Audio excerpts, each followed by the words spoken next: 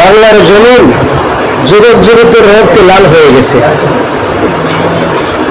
একের পর এক মানুষকে হত্যা করে চলছে, মায়ের বুক খালি করে চলছে। হে মুসলিম জাতি, হে গুণন্ত জাতি, আমাদের ঘুমিয়ে থাকলে চলবে না, আমাদের জাগ্রত হতে হবে, তাদের পাশে দাঁড়াতে হবে,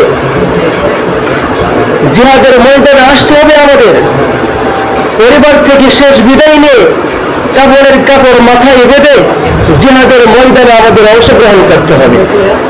জিহাদের ময়দানেতে যেতে তোমাকেই হবে, প্রয়োজনে সব রক্তটুকু জমিনেই ঢেলে দিতে হবে, তবুও তোমায় লড়তেই হবে, মানবে না করা যায়।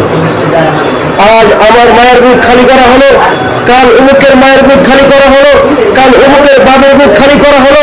এভাবে একে একে সমস্ত মানুষকে হত্যা করা হচ্ছে, আর আমরা বাংলার মুসলমান বসে আছি।